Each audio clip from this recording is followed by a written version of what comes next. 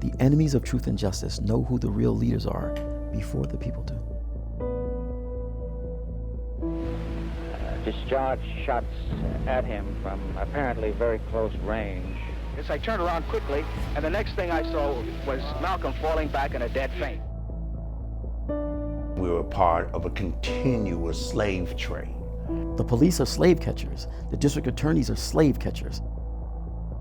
James DeWolf and his extended family brought more than 12,000 enslaved Africans across the Middle Passage.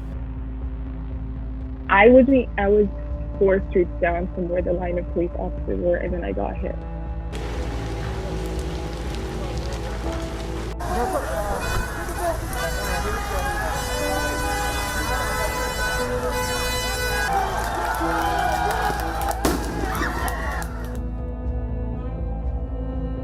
I can't speak for every African American, but what I can do is tell you my truth.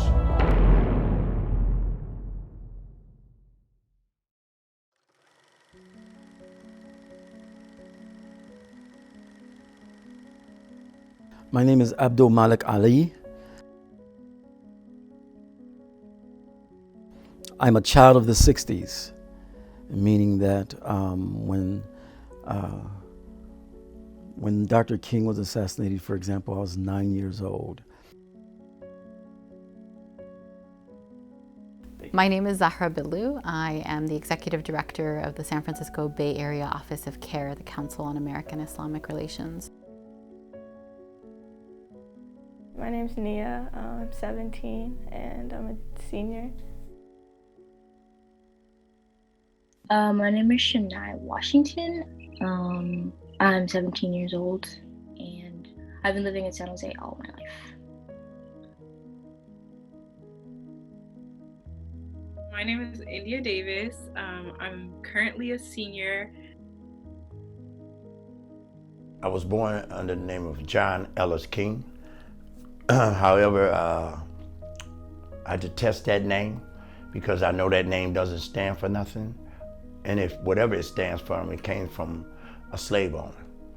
You know, my family was a part of the slave trade.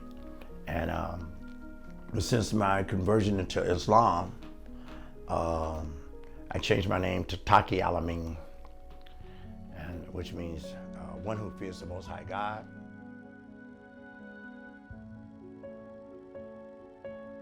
On May 25th of 2020, George Floyd lost his life as a result of a Minnesota officer who kneeled on his neck for nearly 9 minutes, as 3 officers witnessed and did nothing. As a result, protests broke out all over the country, calling for justice and an end to the limitless extent of racism that plagues America. Ever since the beginning of this country, white supremacy has taken its toll on the black population. The impacts are still seen to this day. The United States, in order to get people to populate this part of the country, they gave away land to people. They gave land to people. They gave them land, white people. They gave them land. They built up colleges, institutions that would teach the people how to run the land, right? They gave them land. And here's how you can, and here's equipment, so you can work your land, so on and so forth, that type of thing. And those would be the same type of people who look at black folks and say, pull yourself up by your own bootstraps.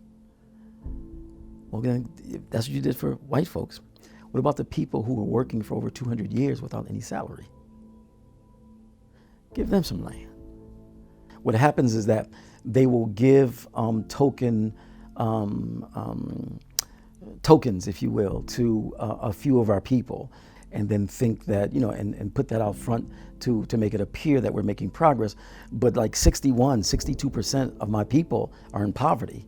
COVID is killing more people of color disproportionately than it kills white people, than it kills rich people, than it kills people with privilege. Access to healthcare, access to safe grocery stores, and even the space to social distance are all privileges that many of us take for granted, but for our black brothers and sisters have meant that more and more people have been dying. A woman should not take her daughter who ingested poison to the hospital and sit in the parking lot to see of the hospital to see if her child's symptoms get worse. How come she's not going in? Because she can't afford it.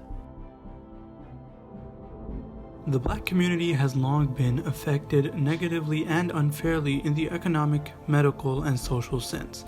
However, for a short period of time in one neighborhood in Tulsa, Oklahoma, Black people prospered beyond the ranks of many white people. I don't know if you ever heard of Black Wall Street.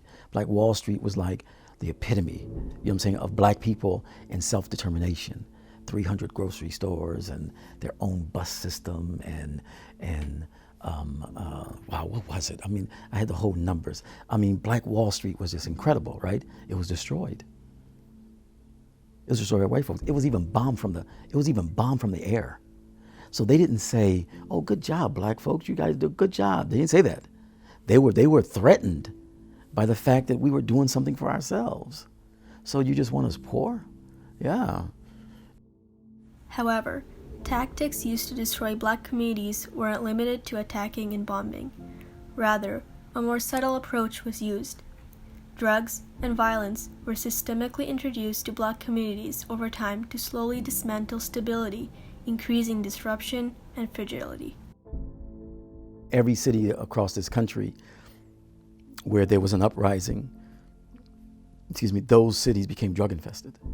We don't have a gun manufacturer company in the hood, and we don't have cocaine refinery plants or poppies growing in the hood, that creates heroin. We don't have meth labs in our community, So why is all these guns? Why is all this mayhem, this chaos and confusion? Because there's the gatekeepers of the community that manifest the degradation of the community.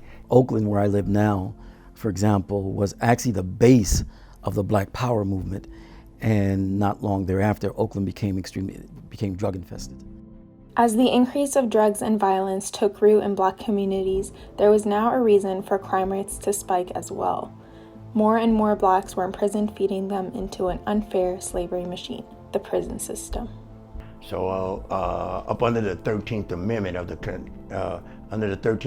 Constitution of the United States, anybody convicted of a felony is subjected to servitude or slavery. So slavery has never ceased in the United States. I was a part of the slavery machine, as so many of other African American brothers and sisters and Latinos and poor whites, because the rich don't go there, as y'all so well know.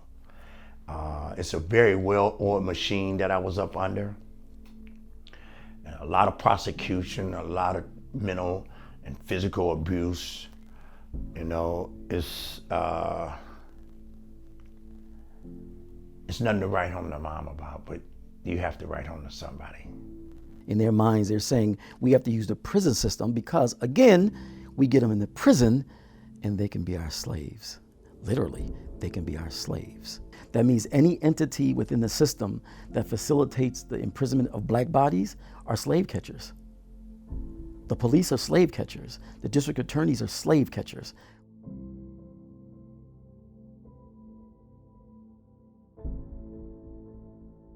I had hit my bottom as a human being to be headed on my way to prison to do 11-year, 4-month suspended sentence. That I feel that it was totally unjust in the sentence that I was given. I'm not a criminal, but I have been succumbed to being beat by 5 San Jose PD. Right here, okay? They knocked all my teeth out, beat me down. I had on a suit on my way to looking for an apartment. And they followed me for 3 miles. And then when I got to the red light, I said, I don't know who these people are following me, but it was a white and a Mexican.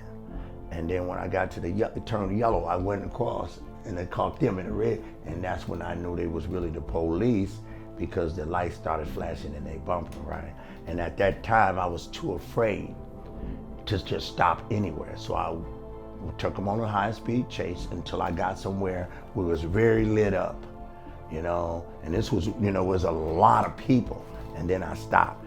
But then I got up, I threw my hands in the air, and they told me to get out on the ground, and they commenced to beat me. 5 of them jumped on me and knocked my teeth out and charged me with assault with a deadly weapon. And I stayed in county jail about 11 months until they came forth with a written statement saying that they lied on me. And we ended up in a judicial system that didn't favor us as African Americans. And we were part of a continuous slave trade, you know, because the penitentiary system, I would work 8 hours a day and get 35 cents an hour, you know, and at the end of the month, when I got my pay, it was just enough to buy toiletries and maybe a few top ramen soups and a couple cans of tuna or something. While those captured by the prison machine struggle with labor, physical abuse, and minimal pay, blacks outside prison aren't faring too well either. Faced with unstable economies, racism in workplaces, and insecure communities purposely contaminated with drugs and violence, they face a harsh struggle to financially support themselves. Because the American people know they're upset, they're angry, and there's no way that you should be working on a job full time and you can't make ends meet. You're working full time and you can't pay for rent. You're working full time and you can't pay your bills, and you're working full time, right? And the American people are feeling that. And so all colors, they're feeling that. And so instead of this country putting the people to work with living wages, right? They are upping their military. They're militarizing the police to deal with the angry people. And that's not going to work. Their arrogance, you know, they feel that, you know, might is right. Their arrogance is blinding them, which is what arrogance does. It's blinding them. So the very things that they're doing to try to stop something is actually causing it to come about. So when Derek Chauvin did what he did to George Floyd, he didn't know what he was unleashing. Since March, protesters have taken it to the streets demanding justice for George Floyd and all the other Black lives lost to police brutality. The police in many cities have responded with crowd control tactics that have often been misused and hurt many peaceful protesters. Some common crowd control tactics used have included batons, riot shields, tear gas, and rubber bullets. The next thing that they do is the rubber bullet, which is another crowd control tactic. So what they are supposed to do, even though they shouldn't be using these in the first place, is they kind of do it in a way that it's supposed to bounce off the floor, and then everyone would disperse. And now, honestly, as a protester, I'm telling you that's a damn lie. They were targeting people. I was 4 streets down from where the line of police officers were, and then I got hit. So I'm just like, something is not adding up. The protest was peaceful until they did this. And then we go on the city hall calls where we have the police talking about their experiences, saying protesters were throwing bottles of things at them. Protesters were saying things to us. It's just like, we were there. Anything throwing was like an empty water bottle. We know how light that is.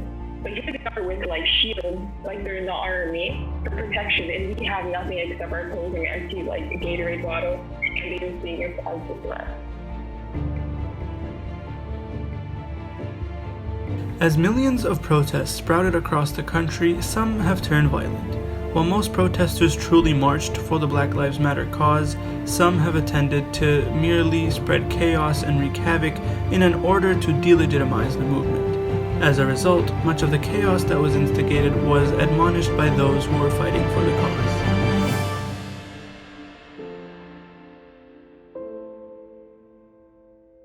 I feel like definitely the protests are good. The peaceful protests are good. But the common misconception people have, especially the news, because the news like portrays this so weird. Like, they think that all we are our rights, and it's really not like that at all. if you really look and like the footage and stuff, most of the people that are actually like tearing down stores and stuff are mostly people that aren't black. The news only covers the bad parts of the protests, or the protests that turn violent, or the riots, and it's like for some people they only watch the news. They don't really have like social media like the older generation, so they're seeing these and then it's like, oh, they're thinking, well, these people are being violent for no reason, and they're like talking badly about the movement, and it's just like the media only puts out what they want you to see, and right now they just want you to see that we're violent so that we feed into that narrative that we're violent. You know, most people think like they can go to like a store and get Skittles and stuff. Like for us, Trayvon Martin got shot doing just that. Wearing a hoodie, he seems suspicious. Like, we can't have our hoodies on, we seem suspicious. Being black makes us a threat already. Like, just because we're black, that makes us a threat. And it's just like things that other people can do, we get shot for. Like, it's like they see red. It's like they don't even see us as human, you know? The deception of the media that frequently associates the black community with crime has too often led to faulty accusations and convictions that have cost people such as George Floyd, Breonna Taylor, Stephen Clark, Rayshard Brooks, Elijah McClain, and many others their lives. Police officers continue to target, arrest, and kill unlawfully without being held accountable. Guilty or not, it is illegal for an officer to take the life of a person who is not putting them or others at imminent risk.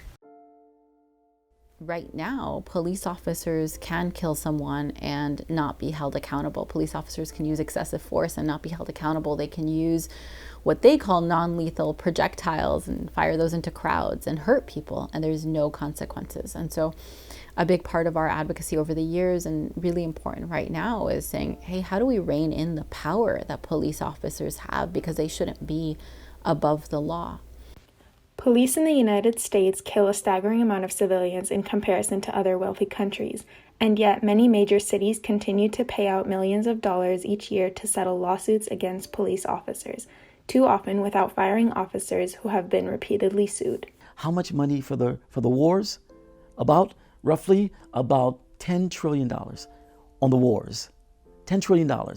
The money is there. It's just not being distributed properly. If you spent $1 million a day from the time of Jesus, peace be upon him, until now, you would not have $1 trillion. We need to fix the problem by moving the money out of the hands of unaccountable departments that employ people who run around and kill members of our communities without any accountability. We need to stop spending so much money on weapons, on tanks, on the cost of these very harmful individuals and organizations. The court system is involved with the police. The grand jury is involved with the police. The district attorneys are involved with the police. Most mayors are involved with the police. It's a system. It's a system that allows the police to kill us with impunity. And then if the police get caught and they're arrested, so on and so forth, then the system goes into operation to do all it can to shield them from any type of harm that may come to them in any way. They're protected. So now, as African Americans, we have to really go in a mode of coming up with systematic ways to be prepared to defend ourselves because of the nature of the evil that we're dealing with. Among the number of reforms that we've been supporting are, of course, local and regional efforts to prevent police officers from using the chokehold, which is what was used in George Floyd's murder. Working with police departments to advocate for policies that not just encourage intervention, but require it. There were 4 officers who watched as George Floyd was murdered, and none of them intervened. More precautions, more testing to see if these police officers should really be out there protecting and serving their own citizens. You know, like, it should be harder for police officers to become a police officer. Beyond that, looking at use of force policies, so limiting how police departments engage in the use of force, looking at when police officers can resort to deadly force, and what is the accountability that exists should they do that. So we can't just hope that our elected officials will pass the legislation that we want them to. We have to engage them in that process. When it comes to school board races, right, a race that very much has an impact on the way police exist in our communities, because those are the people that decide, do police come onto our schools? When it comes to city council races, again, very big impact on our communities, because that's who determines how much money is spent on police departments.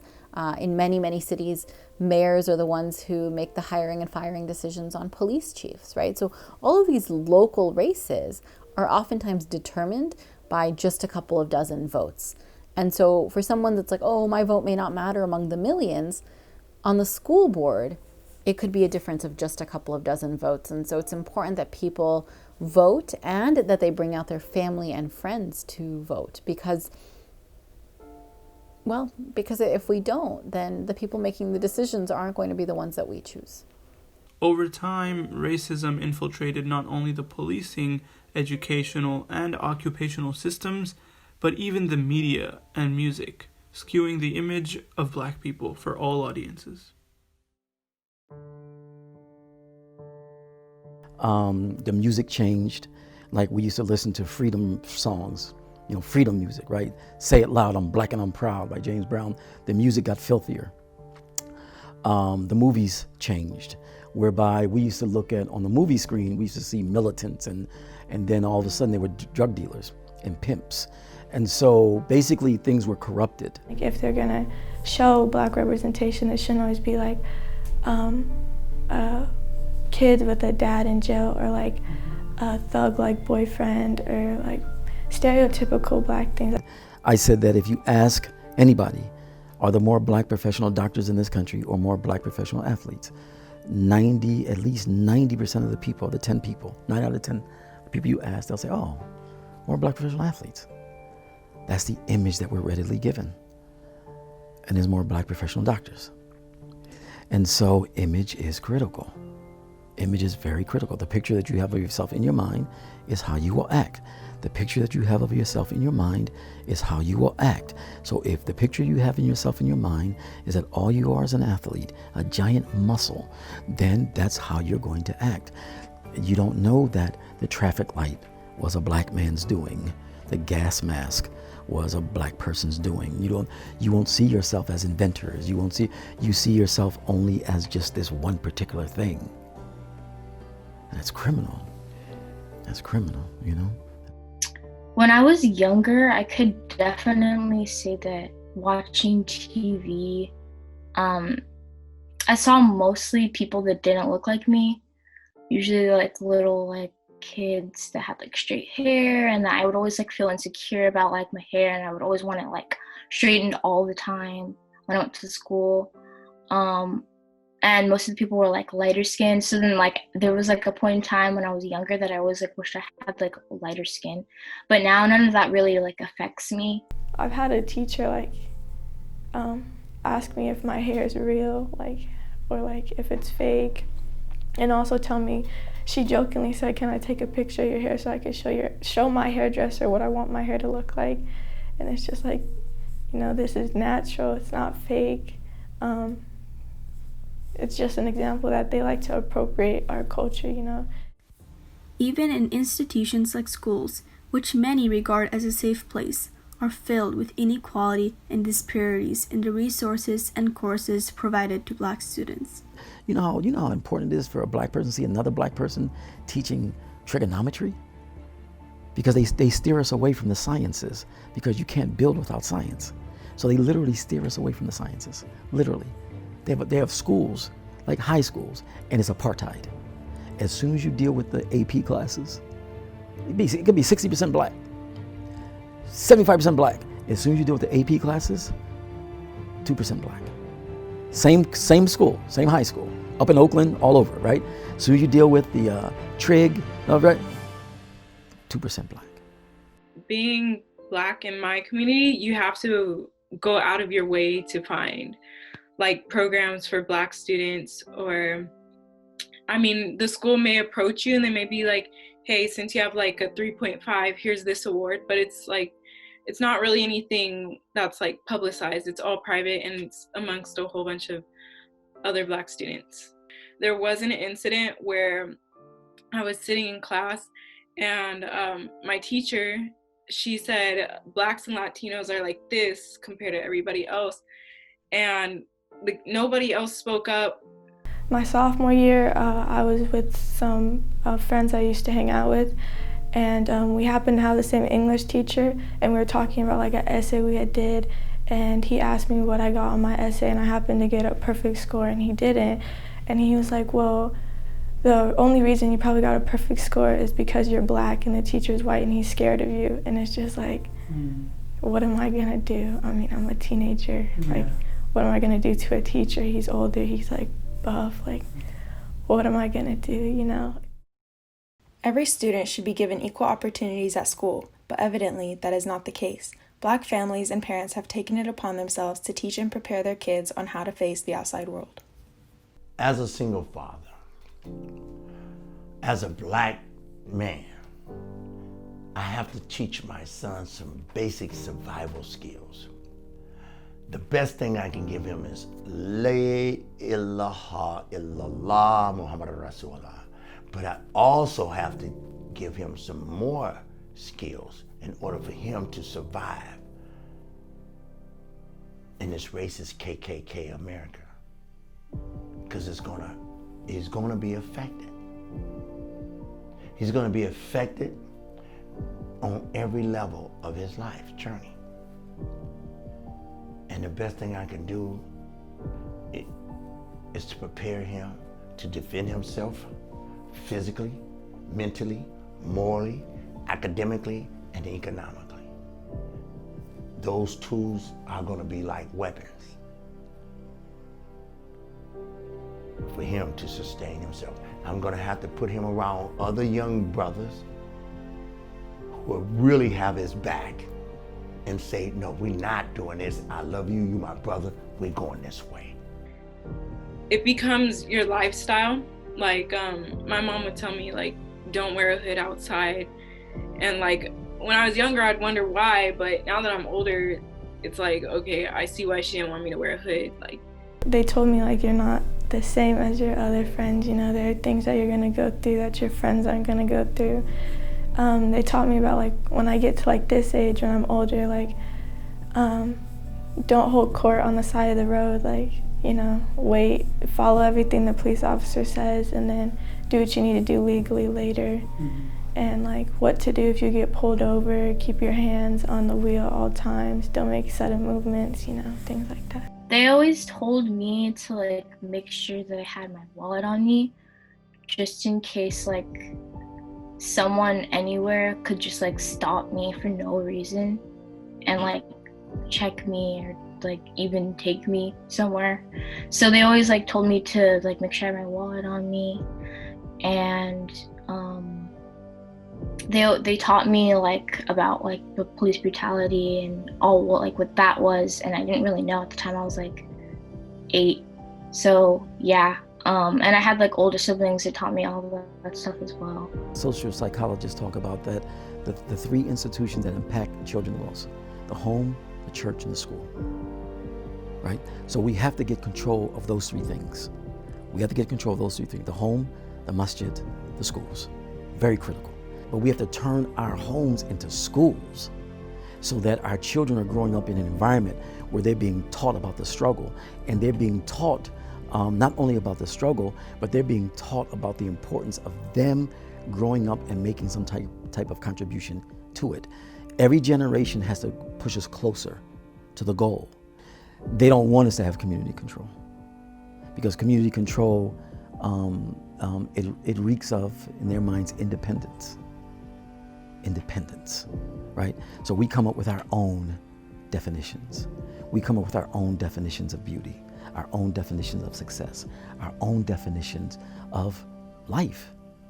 And once you have a people who you're oppressing and they have their own definitions, you can't oppress them anymore. They're not following your definitions, right? They're following their own definitions. And so by controlling our own institutions, it will lead to us having our own way of thinking. And this is what is feared by those who run the country, right? So we have to build alternative institutions, alternative structures, alternative media, everything we need an alternative in. We need a counterculture. If they're going to listen to music, we also have to get back to freedom music. We also have to get back to the type of music where the lyrics have to do with upliftment and standing up, and that's slowly happening. I know the song All Right by Kendrick Lamar has been trending, and it's seen as like the song for this whole movement. I used to listen to that just to like empower me in a society where nobody else is gonna empower me. I feel like we literally learned more on social media in the past like 3 months than we have in school like our whole lives. One voice can only speak so much. When you're having all these people speak out, like, I mean, we got like the Amish, the witches, like everybody coming out, like that's something you don't see every day, and that's what's making people talk. Social media has turned into a platform of advocacy for thousands, as pictures and videos posted brought growing attention to the Black Lives Matter movement and the protests. On Tuesday, June 2nd, #Blackout Tuesday infused the timelines of Instagram users all over the country as a way to raise even more attention to the Black Lives Matter movement. Blackout Tuesday, that's just a small action. And any action is better than no action. But I like that, you know, it brings awareness. And, you know, if you were online for Blackout Tuesday, you're like, man, this is annoying. Like, I'm tired of seeing black screens. Like, I want to see some content. Well, I mean, like, if you're annoyed by it, you ought to figure out more about it, you know? I really feel heartened by the local leaders because they're doing things that Martin and Malcolm said to do, you know? And so it's local leadership though, it's local leadership. So I said that I still go to the STEM program for like black kids. And one of the people that I met there actually held a whole entire protest by herself. And it was massive. It was all of Milpitas. And I thought that was really great. And I was really inspired by that actually. And it just made me really happy to know that there's like black youth out there that will actually put themselves on like the front lines to do something like that.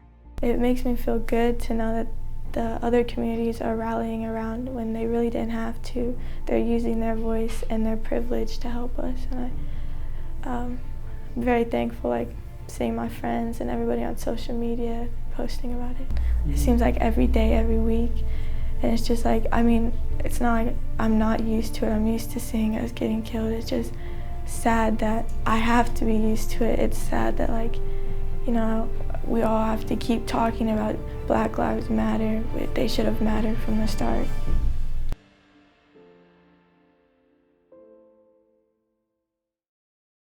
While it is disheartening to see how long it is taking for progress to be made when it comes to racial equity for the Black community, it is a fight that we must keep on fighting.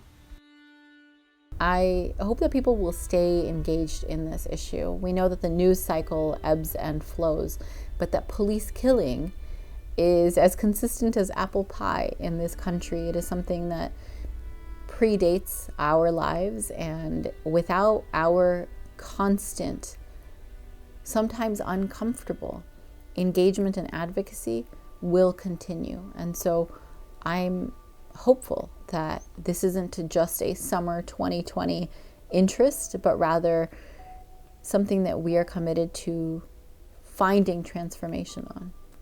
Please don't stop talking about it, because this is really important to me and other Black people. And this has been going on for so long, and it really needs to change. So please just like don't stop posting about it, don't stop talking about it. Educate yourselves, educate your friends, educate your family. I know a lot of people have like racist families, so that's why they don't post anything on social media. But I'm encouraging you, like, please, seriously, just like educate them. Beyond that, I think a really big thing for us to be doing is to say, how do we do this consistently? Not just when it's in the news, not just when it's popular, but we should always know who our district attorney is. We should always stop and watch the interaction if we see a police officer pulling someone over. I'd say, keep using the voice that we have, keep pushing back, keep showing them that we won't be silenced. Change needs to happen, or else, a year later, this will happen all over again. Keep doing what we're doing. Just don't stop talking about it. Because the moment we stop talking about it, the moment everyone just stops talking about it, it's gonna go silenced again. And it's just gonna be how it was before. We're exhausted every single day. You're exhausted for this amount of time, It's gonna end for you, but for me, it's not gonna end. Because I'm gonna live my whole life being Black. The madness that is manifesting itself in our lives, our individual lives, our community lives, locally as well as globally, is going to take a revolution. And the revolution is going to be put in the hands of the youth. The revolution is going to have to be a consistent mashing against a machine that don't want to stop mashing.